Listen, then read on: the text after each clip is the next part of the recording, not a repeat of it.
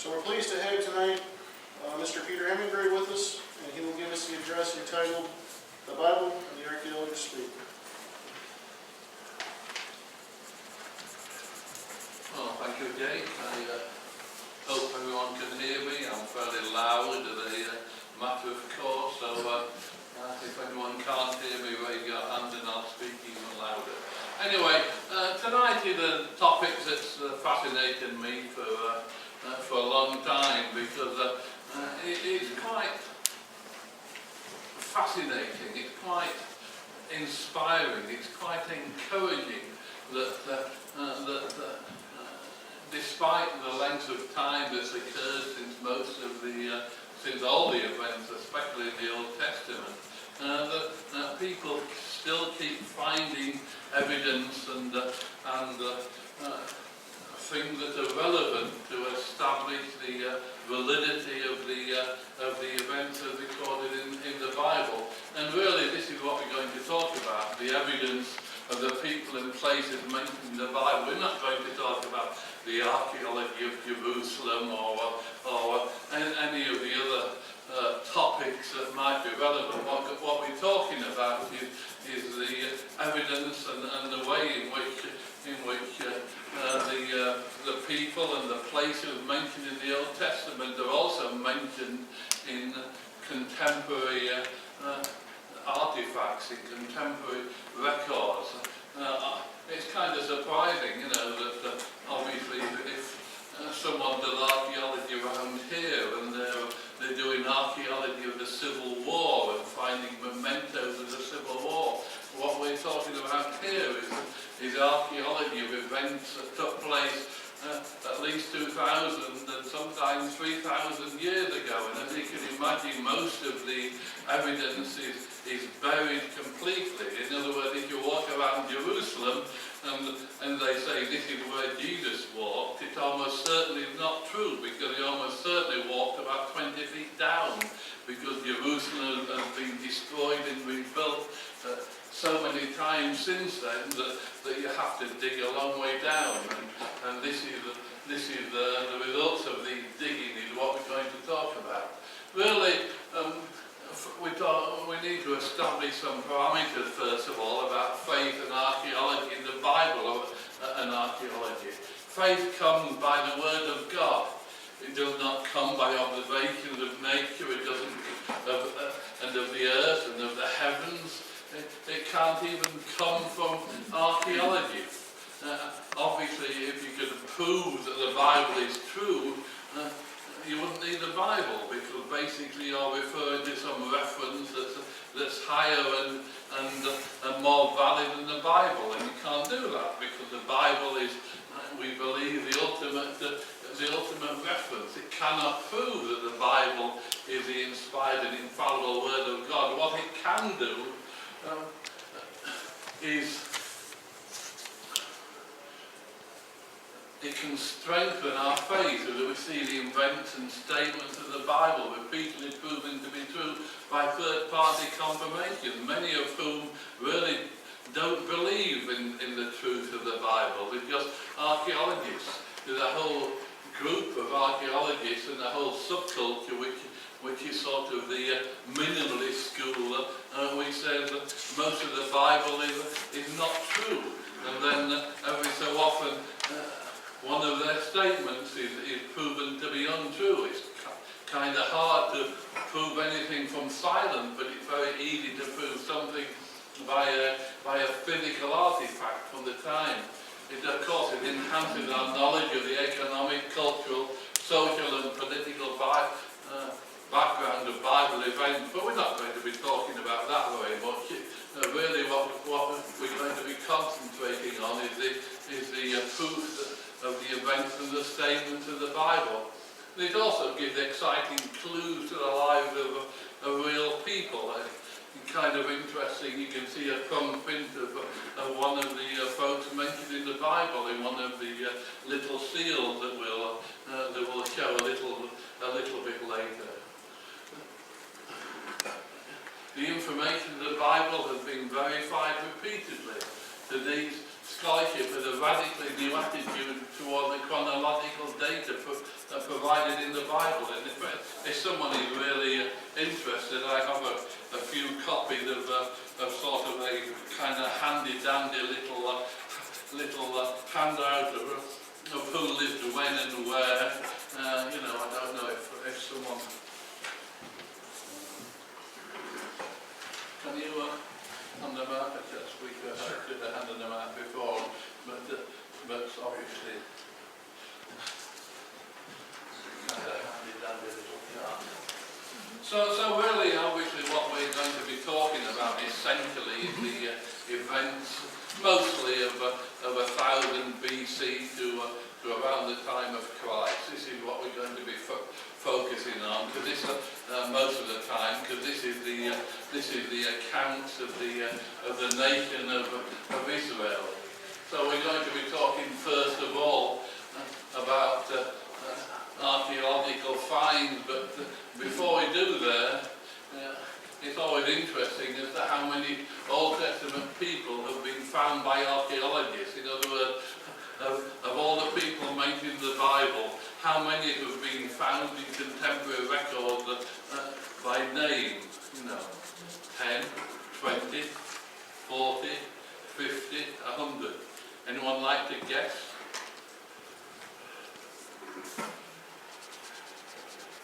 Okay, I happen to know because the answer is approximately 50, and obviously we can't cover all of them, but we're going to give a reasonable approximation to some of them. It's kind of staggering, and if you look at the distribution, these are all the people that are mentioned. There's 50 of them, and they go from David, who is number 21, to Cyrus, who let the children of Israel go back into the land, is number 50. You can see there's several clusters, but it's kind of interesting that they spread over a long period of time, you know, a period of time of 600 years. If you think back 600 years in this country, you know, Columbus sailed the ocean blue in 1400, what was it? 82 or whatever. I mean, that's about 600 years ago, you know. And if you go down to, is there any trace of Columbus left in this? Anyone find any trace of Columbus? No, you know. It's interesting, you know, that people have found so many records. I mean, we're going back a little bit before that, because this is with the people, and we're starting off by talking about places. I mean, the first place that of note, of interest to us, is the fact that Jerusalem is mentioned, you know, 1800 or 1900 years before Christ, which is about 3,000 years ago. Of course, at the time, Jerusalem wasn't the capital of Israel. That didn't happen until an awful lot longer than that. It didn't happen until around 1000 BC. But certainly Jerusalem is mentioned as one of the enemies of Egypt in 1800 BC, approximately, which is, you know, it's one of the places mentioned, and this is the oldest mention of Jerusalem that people have found. The other thing that's interesting while we're talking about Egypt and Egyptians is the Egyptian brick.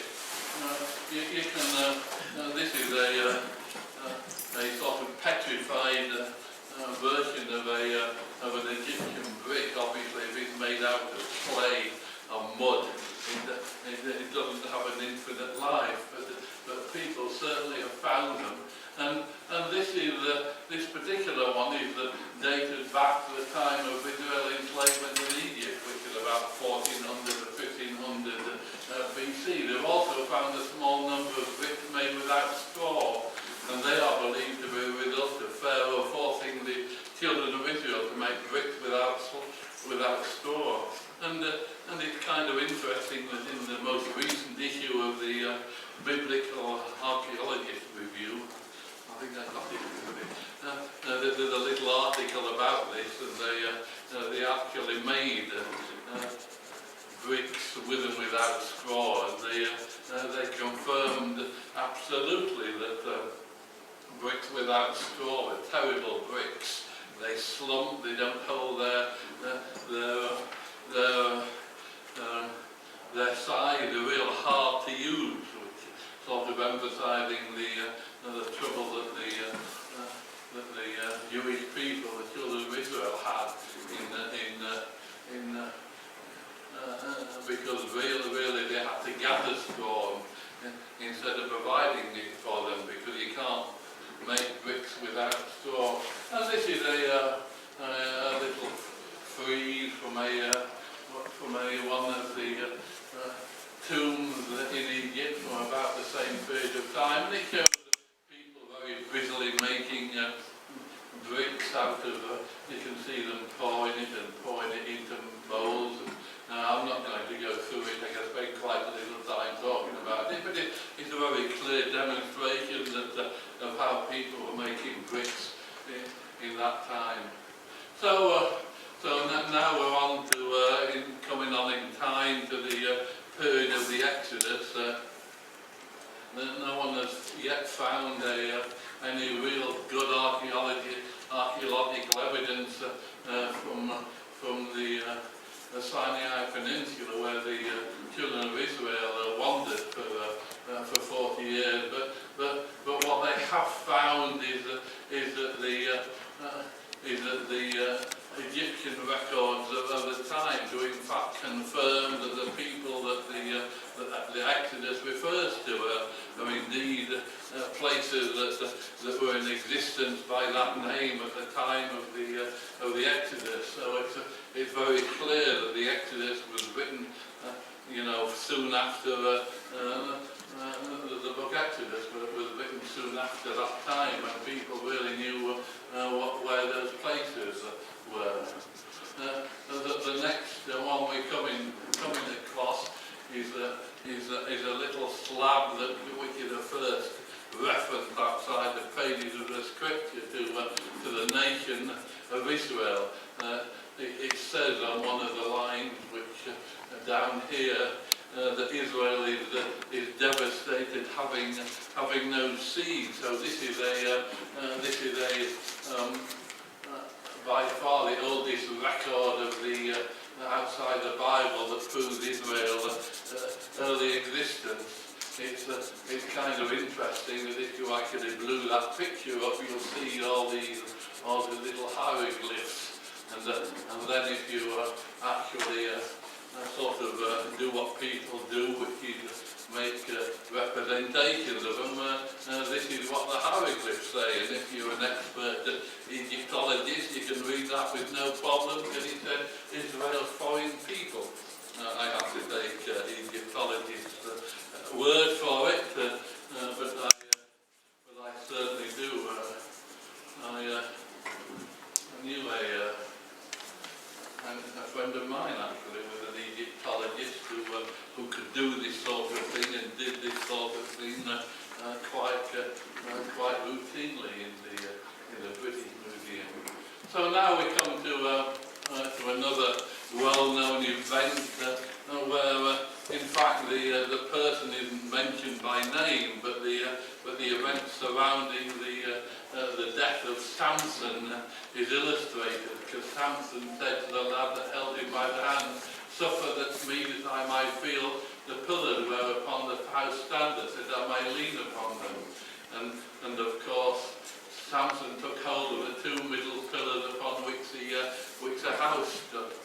And it's, once again, the archaeologists have found Philistine temples near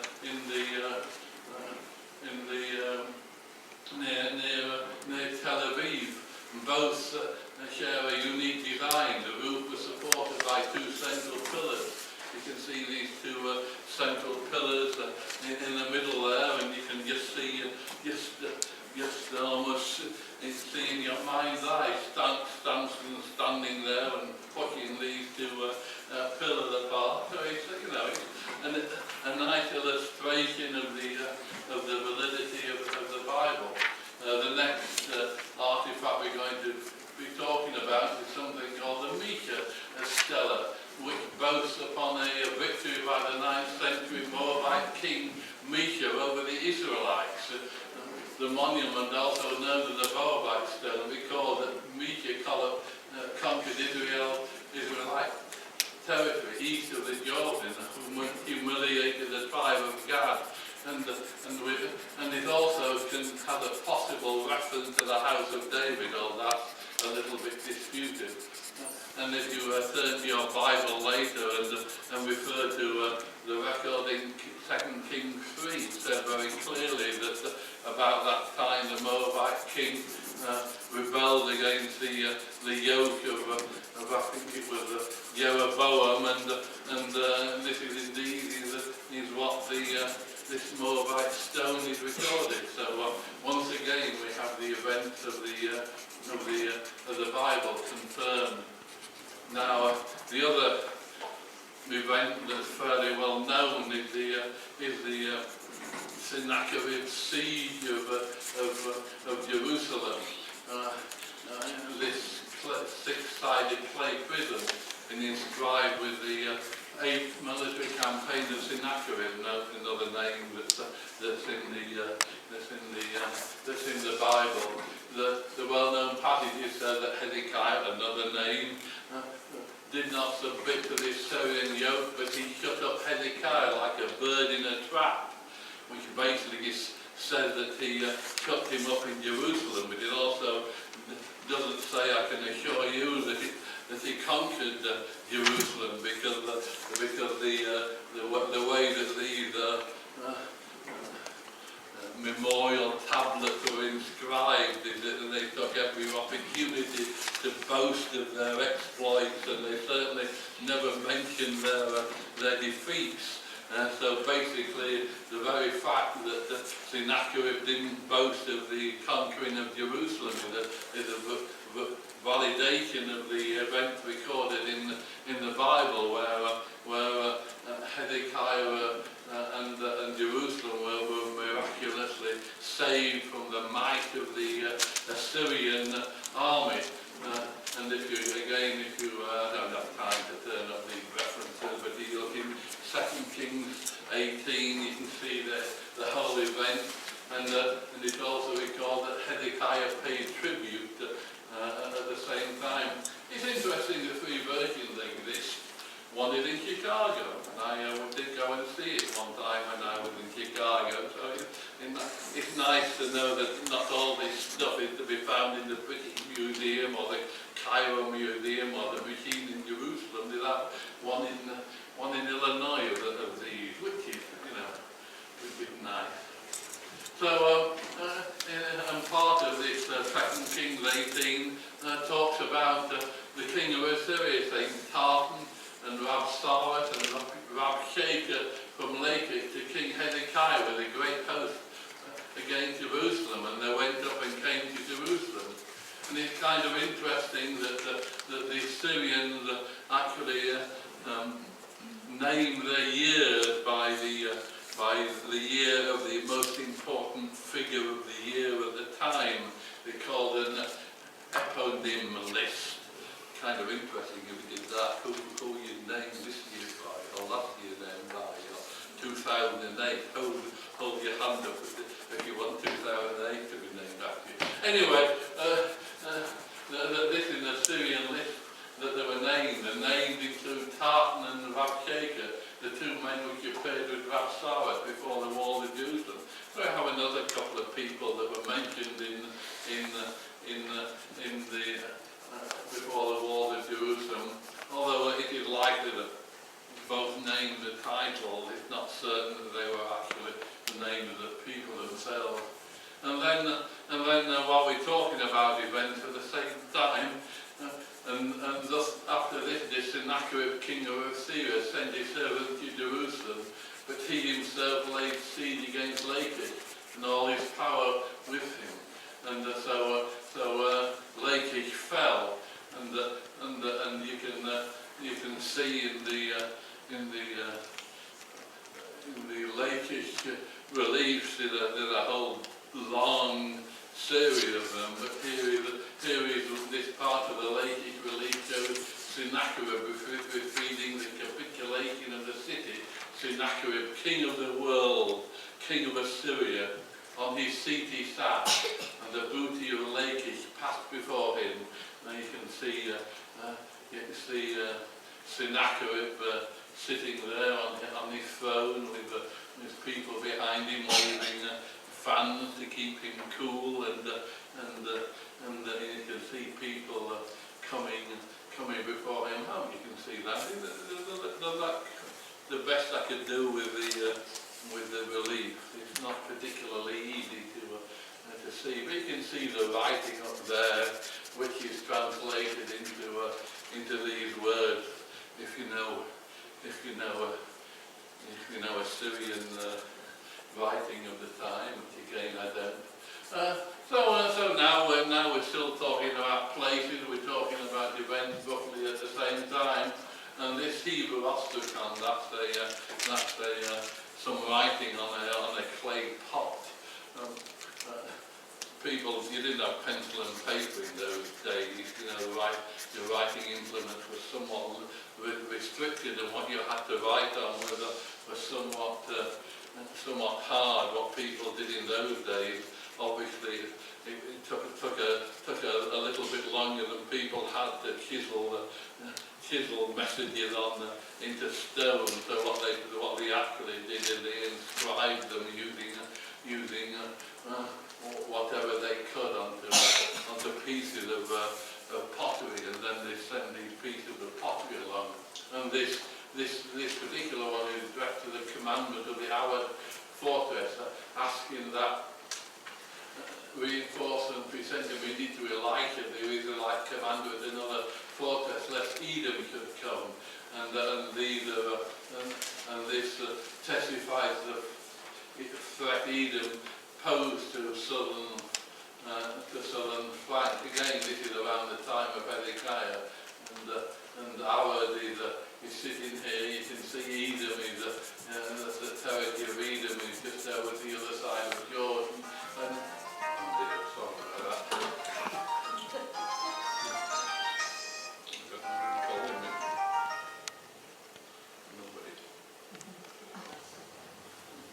People don't normally call me this time of night. I must apologise for that. I'll have to silence my phone. There we go.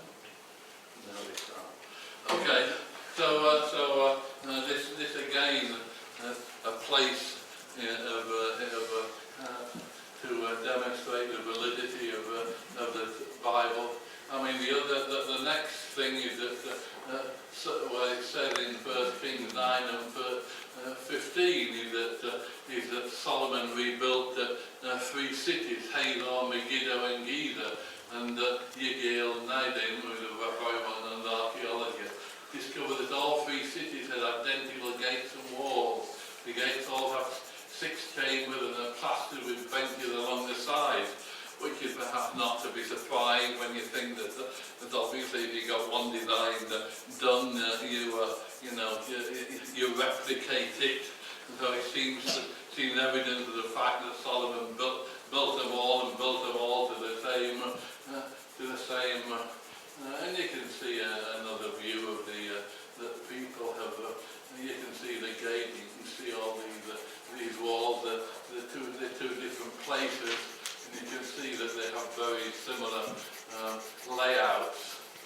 So now we come along to the silver of Tarshish, where the king's ships went to Tarshish with the servant that pay them every 3 years. Once came the ships of Tarshish, bringing gold and silver, ivory, apes, and peacocks. It's always a bit tricky as to figuring out where you get ivory, apes and peacocks all in the same place, but that's a subject of another discussion. But here we have silver of Tarshish to the house of the Lord, to the house of Yahweh, pursuant to the order to you of Ashur the king, given by the hand of Zechariah, silver of Tarshish to the house of Yahweh, 3 shekels. So here we have silver of Tarshish recorded. And so now, having sort of mostly talked about places, we're going to be talking for a few minutes about people. Some of the 50 people that we referred to earlier. And obviously we're first starting with the oldest record, which is the house of David, howbeit the Lord will not destroy the house of David because of the covenant that he made with David. And he promised to give a light to him and to his son forever.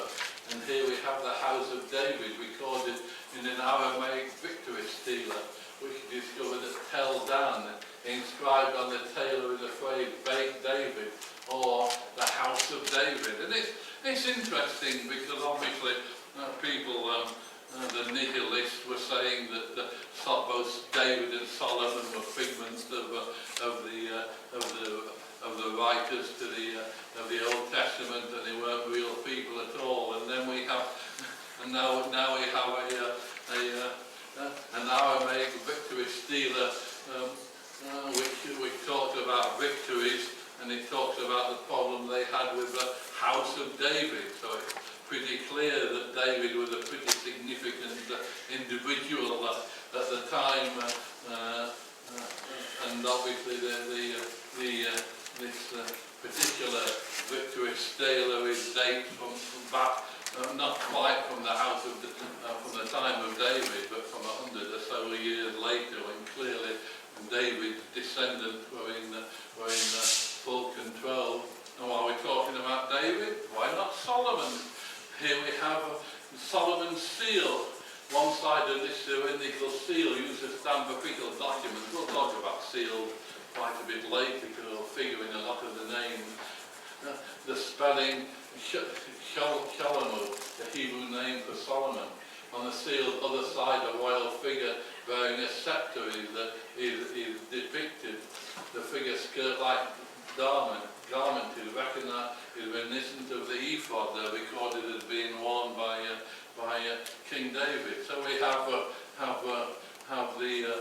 the Solomon, and about the same time we have another person mentioned in the Bible. This time it's Shishak, king of Egypt.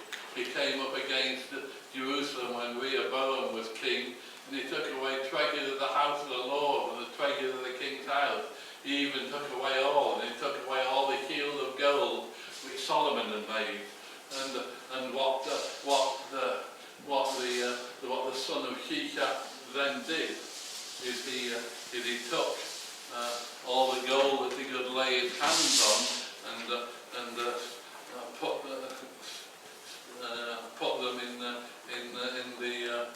the pyramid, or at least a burial mound that he made. And here we have a bracelet of the son of Shishak, a gold bracelet which belonged to Shishak's son. He was the one who squirreled all this gold away, a lot of it.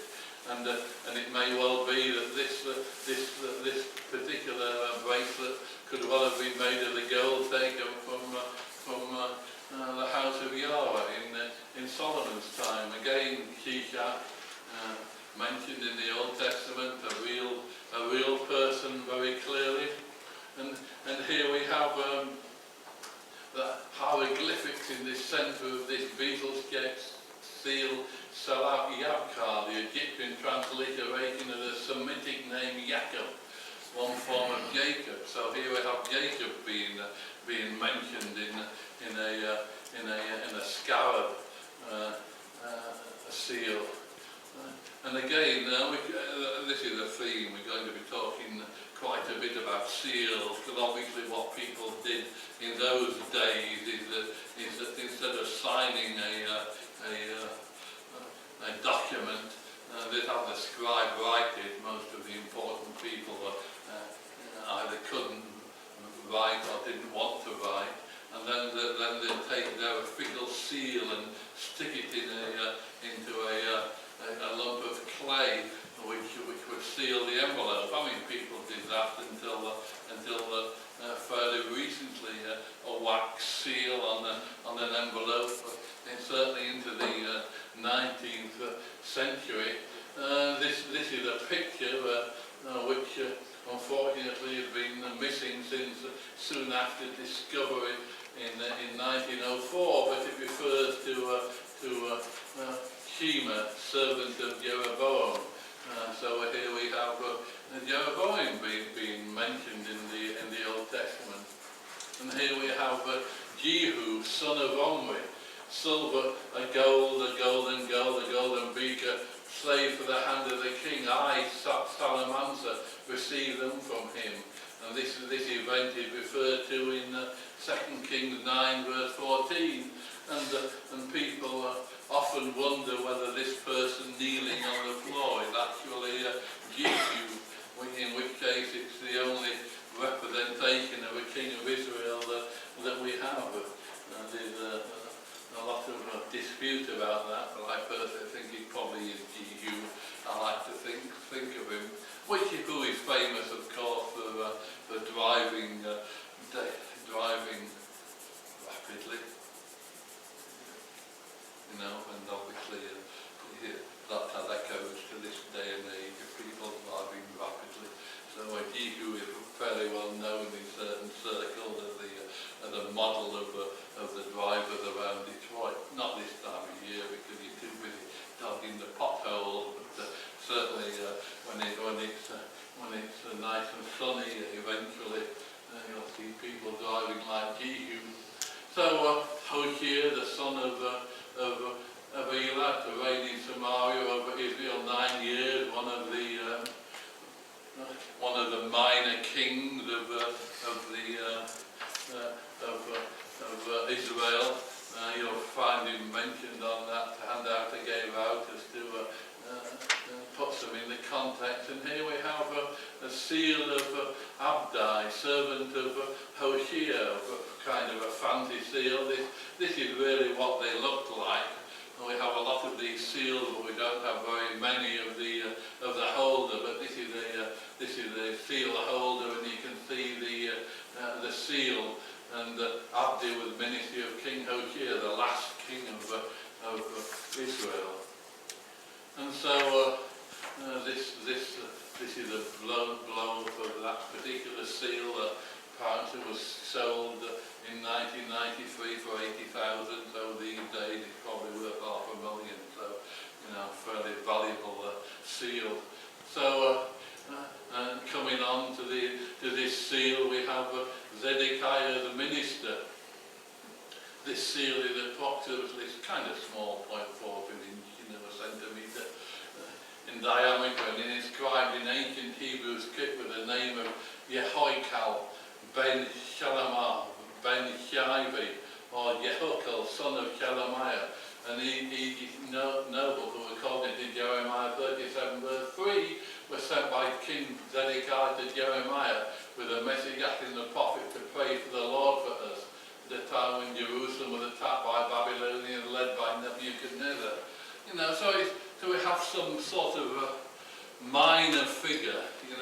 How many people would if you said Jehu, who was Jehoiakal, son of Shalamiah, be able to say, put up your hand and say, I remember him, But here we have his name recorded from all those years ago, and there's quite a few of these of minor people that suddenly come along. We have Azariah, the son of Hilkiah, and he is the seal of Azariah, the son of Hilkiah. Here we have Hilkiah, the high priest, as he came from the secretary. I found the book of the law in the temple of the Lord, and he gave it to Shaphan, who read it, which is a fairly famous event when the book of the law was rediscovered after not being read by anybody apparently for several hundred years. Here we have another one, Hannah, son of Hilkiah, the ring inscription belonging to Hannah, the priest, and the ring still holds an agate seal. Here we have a king. So Uzziah slept with his father, and they buried him with his father in the field of the burial, which belonged to the king, for he said, he is a leper. And here we have the funerary inscription of Uzziah, king of Judah. Hither was brought the bones of Uzziah, king of Judah. Do not open, because although they were prepared to move the bones in a place, they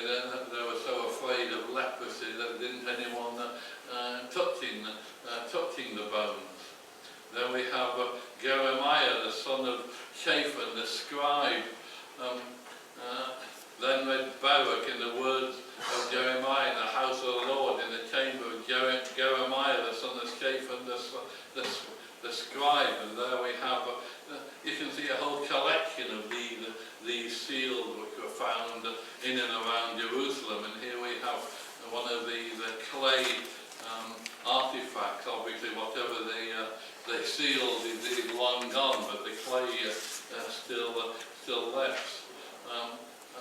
Like I said, Jeremiah was a prominent member of King Jehoiakim's court, so he was a fairly important person.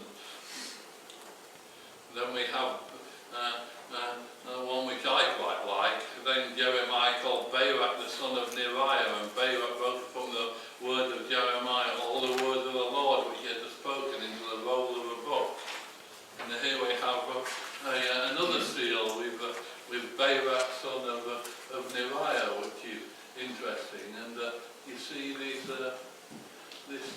fingerprint off to the top. Well, your left, my right, with a fingerprint there, which I'm sure if you were a CIA or FBI person, you could probably take that fingerprint and run it through your record, and hopefully it wouldn't come up with a map, because it belongs to Barak, and he pressed a seal upon the document about 2,500 years ago or so. So it's a kind of an old fingerprint that still exists. And here we have Jeremiel, the son of Pilate. There's an awful lot of these, as you can see. Here we have another of these minor characters, and there's an interesting story about this. This is how Jerusalem was taken. This is from Jeremiah 39, verse 3. Then all the officials of the king of Babylon came and took seats in the middle gate. Nergal-Sharezer, Nebo-Sarkaisim, a chief officer, Nergal-Sharezer, a high official, and all the other officials of the king of Babylon. I mean, obviously, how many people, if it was asked who Nebuchadnezzar was, there was, probably not too many people remember the name. However, there was an Egyptologist who was studying these receipts in the bowels of the British Museum in London. You go down there, so I'm told. I've never been given permission there, but my Egyptologist friend used to spend a day a month there. You've got hundreds and thousands of these clay artifacts, which were uncovered most of them in the 19th century. And so we have some Egyptologists sort of just reading this receipt, and obviously it's written in an Assyrian script, which probably only about 10 people in the world can recognize. But this particular individual remembered the name and said, can you imagine the excitement when he saw this receipt written, but from the right period, mentioning the name he remembered from Jeremiah 13 verse 3. Obviously no one ran computer comparison like they might do in these days, because this was about 40 or 50 years ago, before the advent of computers, so it relied upon human memory. So here we go, fragmented receipt from a payment made by a figure in the Old Testament. So this is going back from to 587 BC, and we have another brother from Sariah, the son of Jeremiah, another individual from Jeremiah. It's not entirely surprising that there's a lot of seals that exist from those days, because obviously when Jerusalem was sacked during the time of Jeremiah, they burnt the place, and basically all the debris was buried upon under a pile of rubble, and of course the seals being made of clay would survive the fire mostly, and so they survived to be dug out 2,500 years later, and this is what they did. So now we'll talk a few few minutes about ancient manuscript, just a very few minutes. Going forward. The Lord bless you and keep you. The Lord make his face to shine upon you and be gracious to you. The Lord lift up his countenance on you and give you peace. And here we have a silver scroll from the found in 1979, which is 2,600 years old.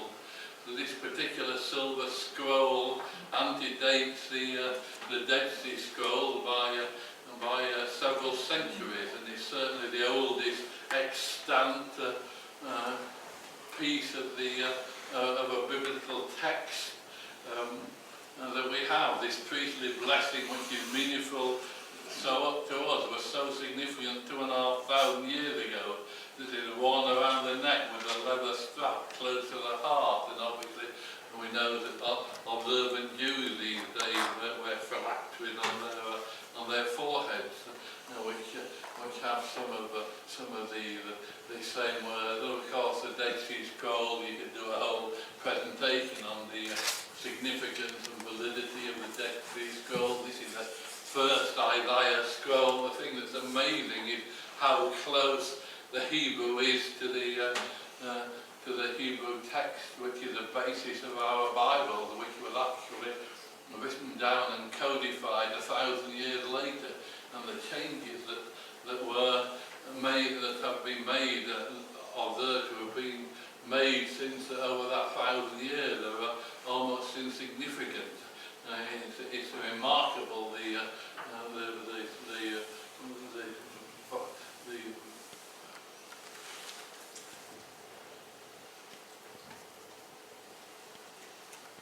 and so now we have the old. We showed you the oldest record of the Old Testament. This is the oldest record of the New Testament. This pictured fragment is from John 18, verse 31, and the script is dated to roughly 125 AD. So it's written. So this fragment is at least. It could well be a second generation, in other words, copied from the original. I'm English, so it's kind of interesting that this particular fragment is in a library in the city where I went to university. So I hied myself down one day and had a look at it behind bulletproof glass, and people standing there making sure you didn't make any move toward it. But it's interesting that you can see the actual piece. So now we come into the New Testament, which obviously is not nearly so replete with archaeological finds, because obviously the New Testament, at least the Gospel, only occurred over a period of 30 years or so. And so, as you might expect, there's not too much. But certainly we have Caesar Augustus. Gaius Octavius, the first Roman Empire, became supreme ruler in 29 BC and named Caesar Augustus by the Roman Senate in 27 BC. He was emperor when Jesus was born, just as Luke 2 verse 1 claims. Now this bronze head, we've got a couple of versions which look kind of the same but they're different. This bronze head was found in Sudan in northern Africa, as it happened. So now we have Tiberius Caesar. In the 15th year of the reign of Tiberius Caesar, Luke 3 verse 1, Pontius Pilate being governor of Caesar. So first of all we have Tiberius Caesar. Look, actually I think they look quite handsome, don't you, these emperors? If one of these walked down the street, you wouldn't think anything of it, would you really? Fairly decent haircut, clean shaven, not a normal person. So here we have Tiberius Caesar, Tiberius Claudius Nero. And now we have Pontius Pilate, discovered in 1962. I mean, a lot of this stuff has only been discovered later. At Caesarea, in secondary use in a later wall. In other words, people had taken this building stone and used it in a later wall. So it's kind why it survived. This also settled the debate over whether Pilate's title of prefect was of the inferior procurator. And here we have a close-up view of it, and here we have a better view. So here we have Tiberium Pontius Prefectus of Judea, which is written in Latin, and this is in a Roman script, and I did Latin in high school, but I can't say my Latin is up to snuff because it's more than a year or two ago. So anyway, we have the Pilate inscription. We have point of Pontius Pilate. You can see it. There we go.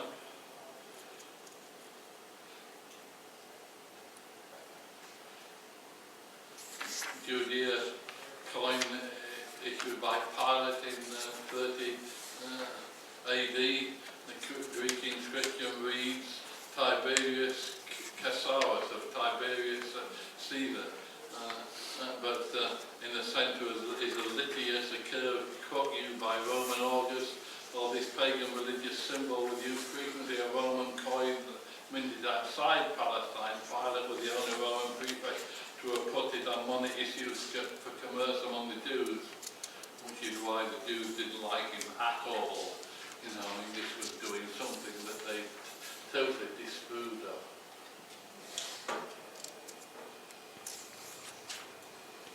So now we have Caiaphas. They led him, Jesus, away to Annas first, for he was father-in-law to Caiaphas. And here we have the Caiaphas family burial chamber, which was discovered in 1990. This considers six ossuaries, two of which had been robbed. But it's interesting that we have the one of Joe, son of Caiaphas, which has the body of 6 people, 2 infants, a child, an adult female, and a man of roughly 60 years of age. Quite who they are, we don't know, but certainly these are the bones of the family of Caiaphas. And this is the inscription on the side is above and the back of the ossuary is inscribed Caiaphas' name, Joseph Bar, son of Caiaphas. So now we come to one of the more interesting and I have to say controversial find of the last few years. In 2002, the Biblical Archeology Review revealed that this ossuary had been found, and this was a burial box of James, the brother of Jesus. This date has been confirmed to a period of BC 20 to AD 70, so it's a right period. It seemed possible, perhaps likely from the statistics, that it was indeed the burial box of James, the brother of Jesus Christ. And this is what it reads: Yaakov bar Yosef Achu di Yeshua, which is James, the son of Joseph, the brother of Jesus. This has been a continuing saga for the last decade or so, and the latest event that happened a couple of months ago is that the owner of the ossuary had been sued by the Israeli authorities for forgery, and about 2 months ago he was declared innocent. In other words, there was no evidence of forgery of this ossuary, which is kind of interesting. Again, it's a controversial topic. Having read a lot about it, I tend to think that it's genuine, but I can't but admit that this view is not shared by everyone in Israel, obviously, because they don't want any evidence of the importance of Jesus or his son. And I think the last thing we have is a nice little inscription he said where there were people who were complaining about Paul having brought a Gentile into the temple based simply on the fact that they saw the two in company in Jerusalem, and they therefore assumed that he'd this Trophimus and Ephesian, whom they supposed that Paul had brought into the temple, and have broken down the middle wall of partition between us, which is a sort of a strange simile until you realise what he's talking about.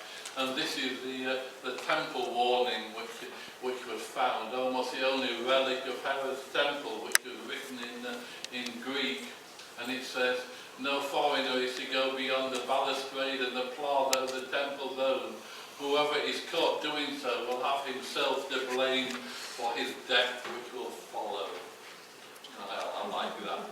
And this is the wall of the middle temple that Paul was talking about in Ephesians. So, and this is the actual inscription that was on this balustrade all along. So, if you knew that you were a Gentile, you should know a lot better than to cross this balustrade, this low wall. Whoever is caught doing so will have himself to blame for his death, which will follow.